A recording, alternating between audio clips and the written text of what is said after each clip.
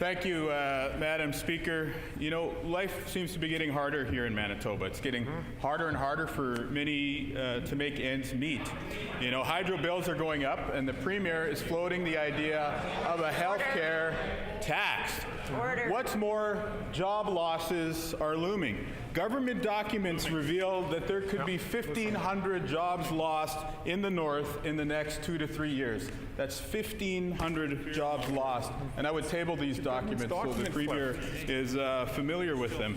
1,500 jobs, that could be $100 million in paychecks that Manitoba families lose out on. That could mean $300 million in spin-off spending lost for the entire region. These are the government's own estimates. We've heard talk from this government, but not a lot of action, or more importantly, resources to help stem potential job losses. Which specific new resources will the Premier put towards keeping people working in northern Manitoba? Good question.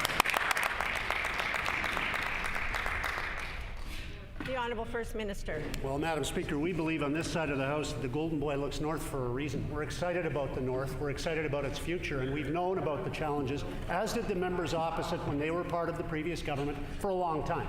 We knew the slated closure and downsizing of various operations in the North. But the difference between us, Madam Speaker, is they didn't have the courage to address it with foresight, or with inclusiveness, or with listening. They didn't have the courage to do it. We do. We do. We have. We're going to continue to. We'll work with the people of the North, Madam Speaker, to build a stronger future for them, because we believe in the North. We don't just talk about it. We actually show it, Madam Speaker. Here.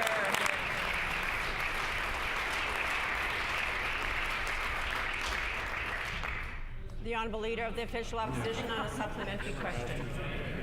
Thank you, Madam Speaker. We are still looking to see which specific resources will be put into place to help northern families. Now, we are prepared to work with the government on this issue, but we would like to see specific, concrete commitments to the people of northern Manitoba and to their jobs. The plans we've seen haven't identified one new job that would be created. They don't identify the targets for economic growth that are needed across the region. Again, we need action before those 1,500 jobs disappear. The people of northern Manitoba are facing the prospect of severe job losses on the horizon.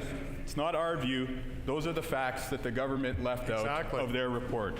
Will the Premier take action and commit resources to help northern communities create the jobs they want in their region?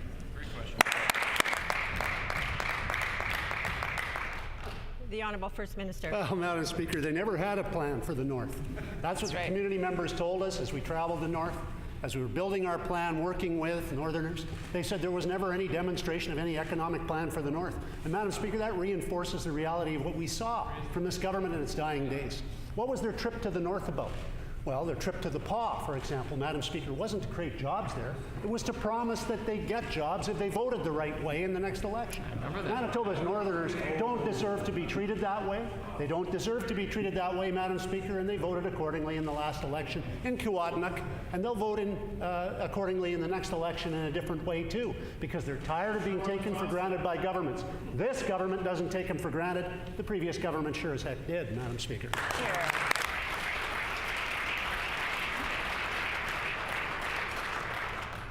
The Honourable Leader of the Official Opposition on a final supplementary.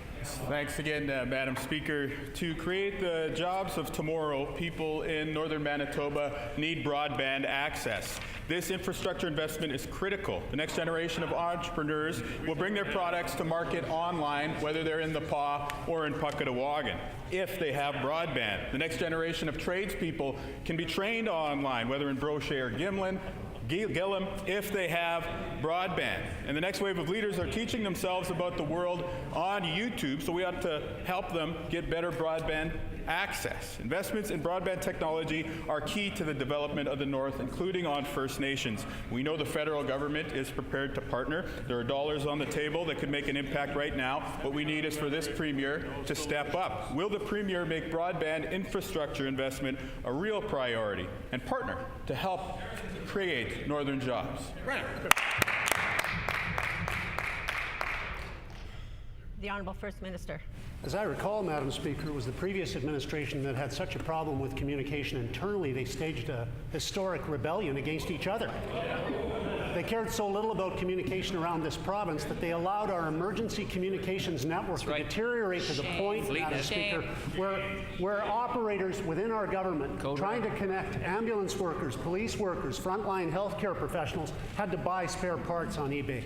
Madam Speaker, we're talking about a $500 million neglect that was handed to this government like poison water by the previous administration that neglected the communications needs of our province, neglected the needs of our frontline healthcare workers, neglected the needs of security for Manitobans.